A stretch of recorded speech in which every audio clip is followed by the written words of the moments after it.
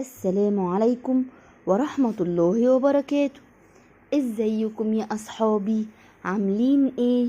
يا رب تكونوا بخير. معانا النهاردة حدوتة جديدة، ما تنسوش تضغطوا لايك ويلا بينا على الحدوتة. كان يا مكان يا سادة يا كرام، ما يحلى الكلام إلا بذكر النبي عليه الصلاة والسلام. كان في الغابة 3 أصحاب، قرد ونمر ومعاهم سنجاب. وفي يوم والقرد واقف على الشجرة لمح من بعيد حاجة شبه السلة طالع منها ضوء ونور. يا ترى دي حقيقة ولا شيء مسحور؟ في هدوء نزل القرد من الشجرة للأرض وقرر إنه ما يقولش على اللي شافه لحد. ولما وصل القرد لمكان السلة اتخض. معقول كل اللي شايفه ده بجد؟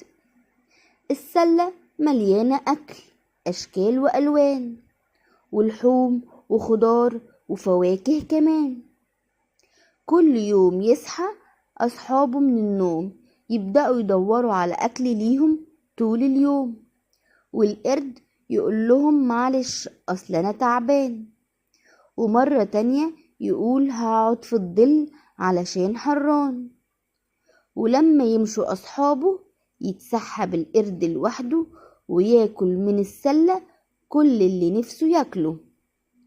ويوم ورا يوم كمل القرد على ده الحال، ومن كتر الأكل بقى تقيل في تقل الأفيال، وما بقاش قادر يطلع أبدا على الأشجار، ولا بقى عارف يعمل حاجة طول النهار.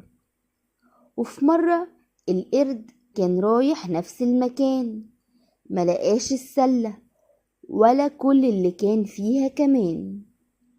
دور عليها في كل حتة يمين وشمال، لكنه مبقاش يقدر يجري في الأدغال. وأخيرا راح لأصحابه وحكى لهم الحكاية وقال يا ريتكم يا أصحابي كنتم معايا. قال له النمر انت ما تعرفش ان الطمع مهما طال الوقت يقل ما جمع.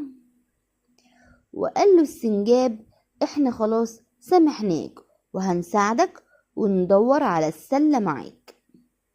وطلع السنجاب وقف فوق شجرة عالية، ولما شافها شاور للنمر يروح لمكان السلة. ولقى الأصحاب السلة مليانة زي العادة، وعاشوا ياكلوا منها كلهم مع بعض في سعادة. وتعلم يومها القرد ما يتخلاش عن أصحابه، ويكون موجود ويساعد دايما كل أحبابه. وتوتة توتة خلصت الحدوتة، حلوة بقى ولا ملتوتة؟ لو عجبتكم الحدوتة اضغطوا اللايك الجميل، وما تنسوش يا أصحابي تعملولي فولو، واستنوني في حدوتة جديدة كل يوم.